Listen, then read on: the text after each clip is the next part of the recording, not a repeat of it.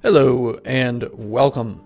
I am Arumba. Thank you for joining me. So before we get started today, I want to let you know that, oh goodness, I'm so excited to be playing good old-fashioned vanilla CK2 again.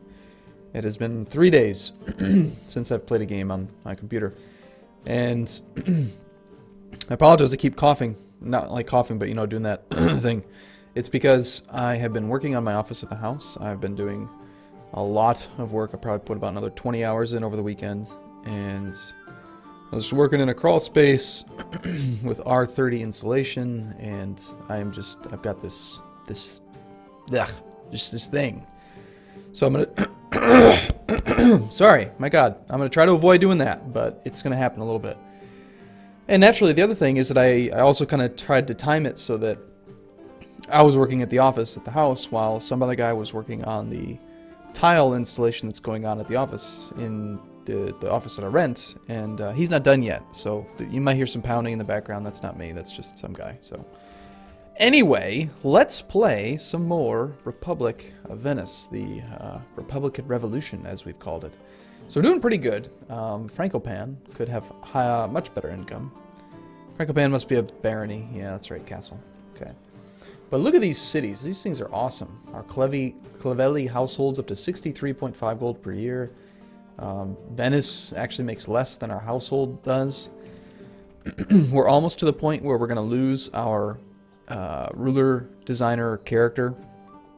Fortunately, it's not really going to hurt us too much because we've been training up all of our sons and we've got lots of them to choose from. But when he dies, it will be kind of a blow. He is significantly better than your average character. So without further ado, let's just get going.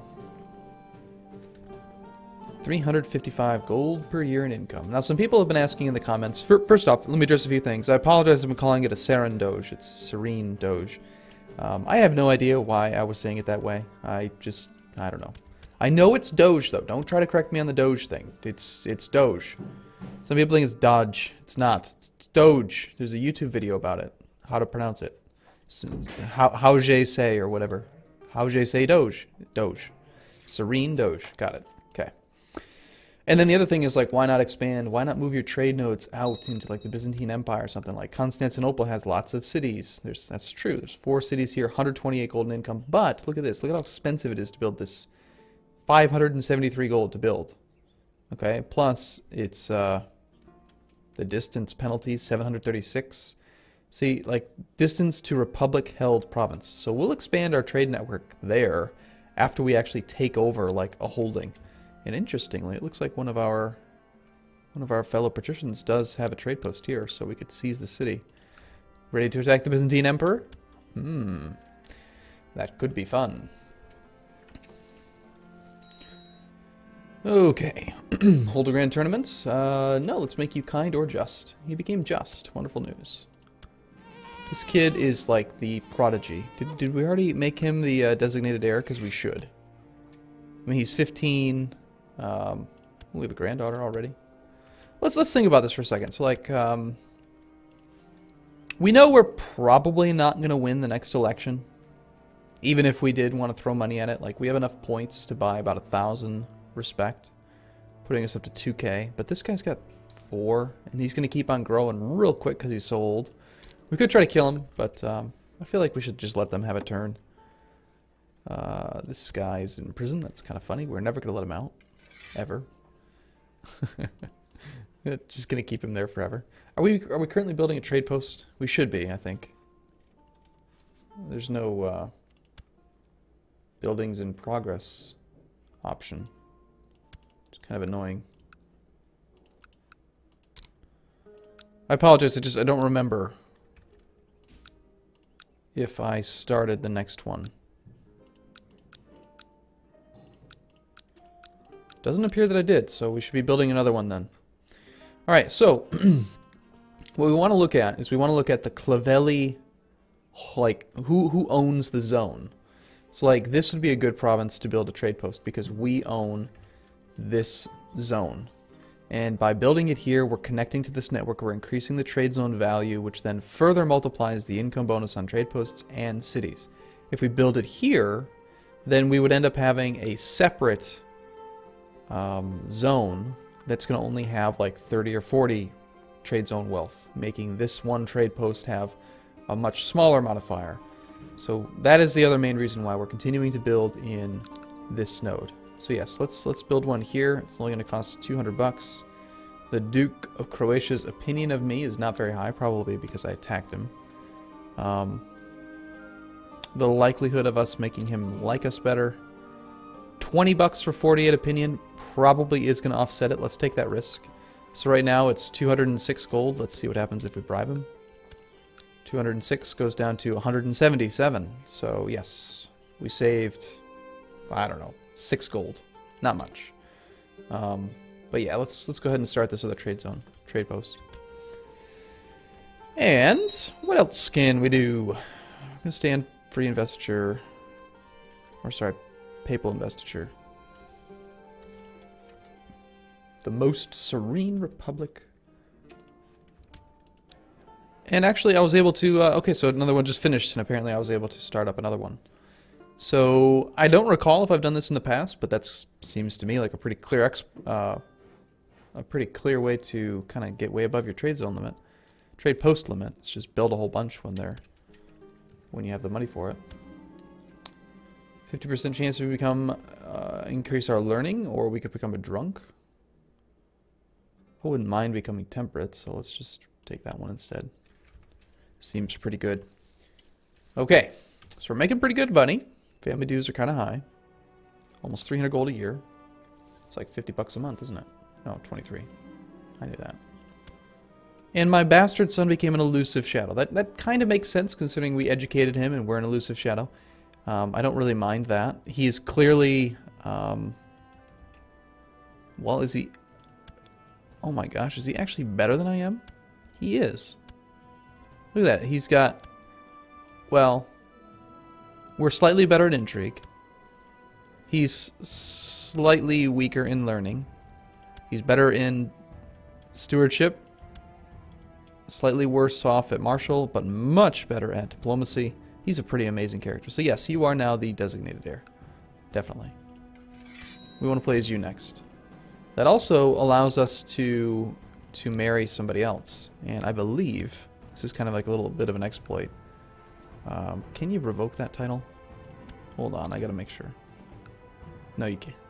Alright, so never mind, it's not an exploit. I was thinking you could like designate kind of like elective succession, where you designate the heir and then get them married, and then you get the wedding, the royal aid ceremony, and then you designate somebody else, and then you marry them, and then you whatever. But no, instead we're gonna do this.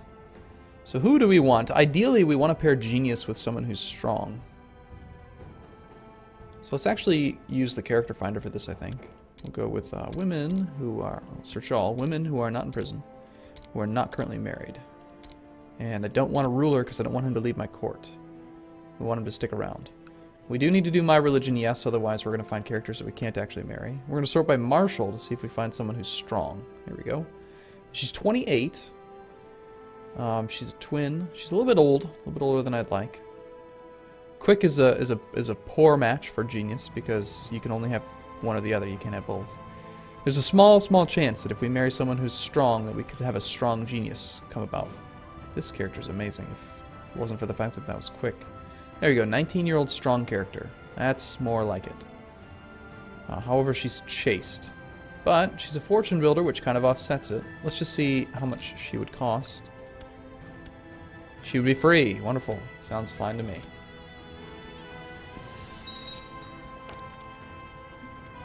We didn't actually collect a royal aid. That's interesting. Would have expected that we would. So my first son's maybe a little bit upset about not being the heir, but nice. 140 some gold tithe. Do we want to have a grand tournament? I don't think so. I don't think there's much point in it. And we have 296 gold. See if you can hear the guy hammering away, probably. I think next up we just continue to focus on income, like the fortified vault would be pretty nice. 370 gold for that. We actually can almost afford it. And we can get some technology. Alright, so what do we want? Well, we're still below our domain limit. Legalism is always good. Although advancing legalism actually helps the AI as well. you know, because it reduces their short reign penalty. But it's not a big deal. I think we take legalism without a doubt. And we want town infrastructure. Or do we want to just save up trade practices? We're going to end up paying an ahead of time penalty. But it's not that significant. By the time we can afford it, probably the penalty will be gone. Which is surprising, considering it's only the year 900. You would think the ahead of time penalty would be much higher. And let's also take some military organization. Because that way we might actually be able to pick up a retinue. Not yet. Only 10 holdings in the realm. It's quite a small realm. Alright, so are we trying to kill you? We should totally kill you. Can we kill you? Let's try to kill him. I want to attack this guy again. Actually, I'm assuming I have a truce timer with him. I'm not actually sure. Yes, we do until 902. So 3 more years. Now, Lotharingia seems to be involved in some sort of a massive civil war. The Colnian War for Prince Conrad's claim on East Francia. Okay, so he, King Friedrich of East Francia, is fighting with King Lothair of Lotharingia. Ooh. So King Friedrich somehow pulled Lotharingia into a huge war against like all the other people. Which is fine with us, because that gives us opportunity to attack our neighbors. Like, say, Verona. Although we might still have a truce with this guy. No, we don't. Okay, do we want to take Treviso? Or, say, the city of Bassano? I believe this is my trade post.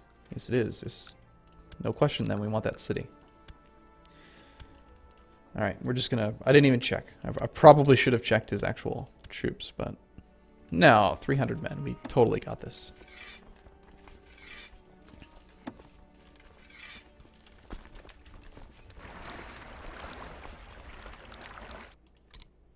Surprisingly, there's no ships to be had there. It's kind of weird. We'll stand those guys down. They don't really matter too much.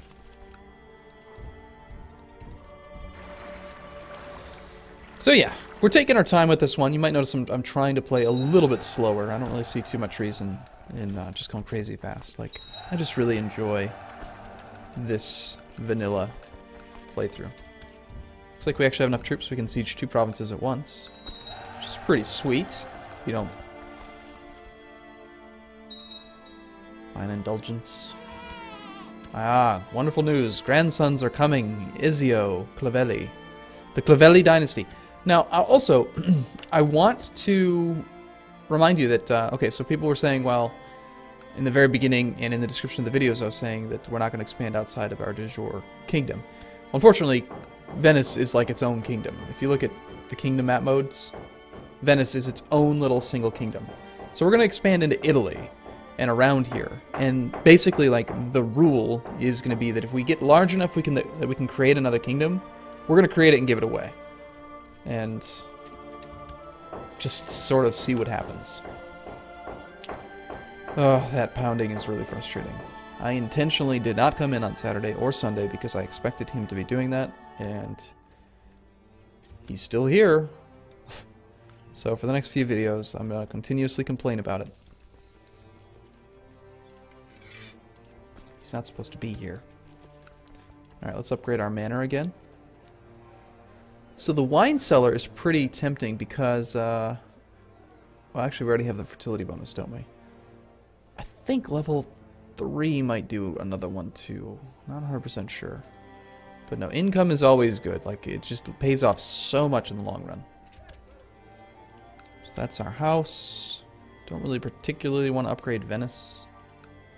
Vegulia, we've got a barony here. Castletown could be good. We could also, nice, levy reinforcements. We could also upgrade this port. My son, the designated heir, says, hey, dude, I should totally be the guy. My current chancellor has consumption. He's a lustful gray eminence, so he's likely to make some pretty big family member. Although he's just got him and his daughter, so he's kind of failing so far. Oh, he married himself into a chaste woman. That's not very smart. Anyway, yeah, he should totally be our chancellor. Let's not send him to do anything dangerous, though. Let's just have him improve diplomatic relations. Very unlikely that he'll get injured that way. But he is pretty spectacular. Oh my goodness, we have a eunuch. How weird. He must be that guy that came from India. And I'm feeling like a surrender's coming on soon. This will bump us up to 5 out of 5. If we get the opportunity to expand and get a 6th holding, we will probably give away the castle here. It's not really... I mean, we're only holding on to it for the troops, really. And even those still need plenty of time to replenish. There's a surrender. We'll just take it... do we want to take it now, or do we want to siege? Well, there's another barony there. This bishoprick's going to fall pretty quick, but I actually don't want to damage the loot bar any more than we have to, so let's just accept. Okay, we can stand down both guys, and our city is ours now, so we're up to 5 out of 5. This city, I think we want to upgrade right away as well, the town market, or the port, or the port first. And over here, I think we want to upgrade the port as well. As soon as we get up to 178, which won't take long. Not with our outstanding income.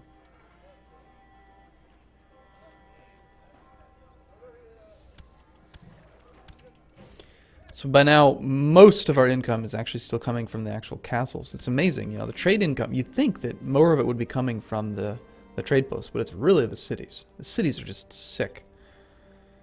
Alright, seeing another woman behind my spouse's back is becoming quite troublesome for me. Well, she made our bastard, so we're going to keep sleeping with her. I think we're going to take this one and potentially become cruel. We did. We became cruel. Oh well. More intrigue, less diplomacy. Seems fine.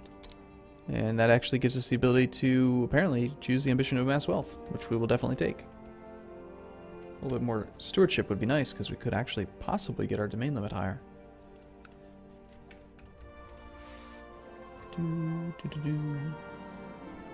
Okay, the passion between me and Sarrazin, we're still there. Alright, there's a chance we could die here. Oh, jeez. Thank you, we didn't die. I don't want to die, this character's really good. Although, our next character is going to be quite good as well. We might consider spending money to keep him in power. I mean, he has very little respect because he's so young. He's only 17. Now,